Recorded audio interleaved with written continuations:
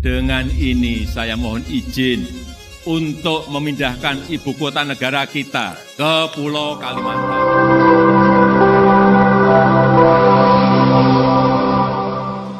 Pertanyaan terkait pembiayaan ibu kota Nusantara merupakan topik yang secara terus-menerus dipertanyakan orang.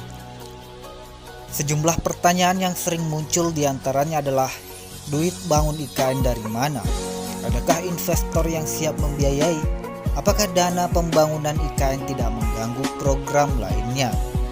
Dan kemudian juga ada sudah dapat berapa dana untuk IKN dari kebutuhan 466 triliun. Menurut Presiden Jokowi, pembangunan ibu kota Nusantara di sebagian penajam Pasir Utara dan Kutai Kartanegara berkisar 466 triliun hingga tahun 2045. Dari total dana tersebut sekitar 20% atau 89 triliun berasal dari APBN.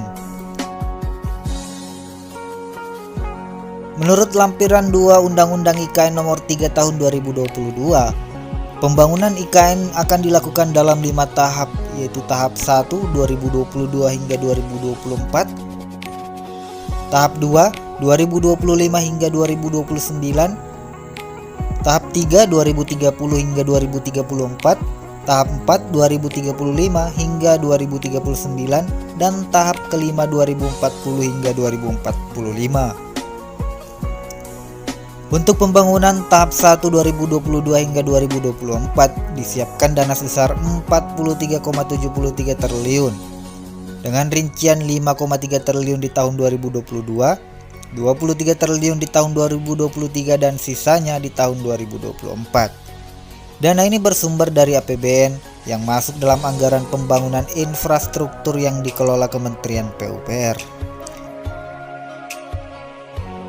Sumber dana pembangunan IKN menurut Menteri Keuangan Sri Mulyani, kedepannya bisa juga dari kementerian lain seperti Kementerian Perhubungan, Kementerian Kesehatan, Kementerian Pendidikan, Kementerian Pertahanan Keamanan, hingga Polri dan lain-lain.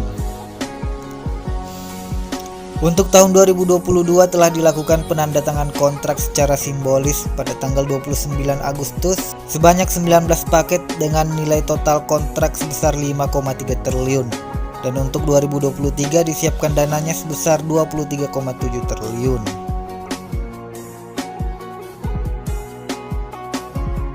Hingga 14 Januari lalu, total nilai proyek yang telah terkontrak sebanyak 29 paket dengan nilai total 25 triliun yang saat ini berada di bawah koordinasi Kementerian PUPR, baik itu Ditjen Sumber Daya Air, Bina Marga, Cipta Karya, Perumahan, Bina Konstruksi, dan lain-lainnya.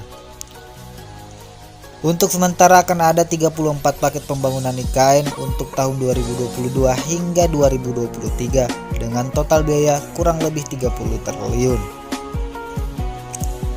Untuk pembangunan IKN yang dikoordinir oleh Ditjen Sumber Daya Air diantaranya Bendungan Sepaku Semoy, Intake, dan jaringan pipa transmisi Sungai Sepaku, penyediaan air baku Persemaian Mentawir, pengendalian banjir Das Sanggai 1A.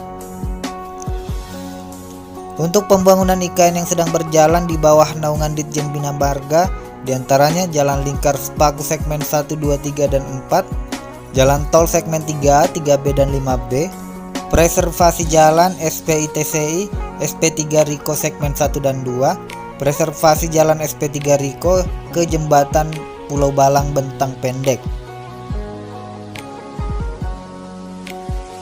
Untuk di bawah koordinasi Ditjen Cipta Karya diantaranya pembangunan Istana Presiden, Istana Wakil Presiden, 4 blok Kementerian Koordinator, bangunan gedung dan kawasan kantor, pembangunan IPA tahap 1 KIPP, IPAL KIPP, sanitasi pengelolaan persampahan KIPP, pengembangan kawasan permukiman sumbu kebangsaan, Masjid Negara, Bandara Nusantara, perkantoran Satgas, dan pekerjaan bukan bangunan gedung. Sementara untuk pembangunan perumahan diantaranya ada 22 tower untuk pekerja konstruksi, pembangunan rumah dinas, dan lain-lain. Selanjutnya, untuk Ditjen Bina Konstruksi diantaranya pembinaan pelatihan tenaga kerja konstruksi di IKN, honorarium Pokja khusus PBJ, manajemen pengadaan barang dan jasa terkait kinerja UKPJ. Nah, semua dana ini diperoleh dari Kementerian PUPR. Selain oleh Kementerian PUPR, Kementerian Ketenagakerjaan Republik Indonesia juga melakukan pembinaan berupa pelatihan gratis terhadap warga IKN dengan biaya Kementerian Naker Tenaga Kerja. Lalu bagaimana progres pembangunan IKN saat ini? Saat ini progres pembangunan di Ibu Kota Nusantara sudah berjalan 23%. Saat ini fokus pembangunan dilakukan di kawasan inti pemerintahan di atas lahan 6.000 hektar. Saat ini semua progres pembangunan tengah dilakukan masih on track sehingga pihak otorita IKN optimis bahwa pembangunan dapat selesai sesuai dengan tepat waktu.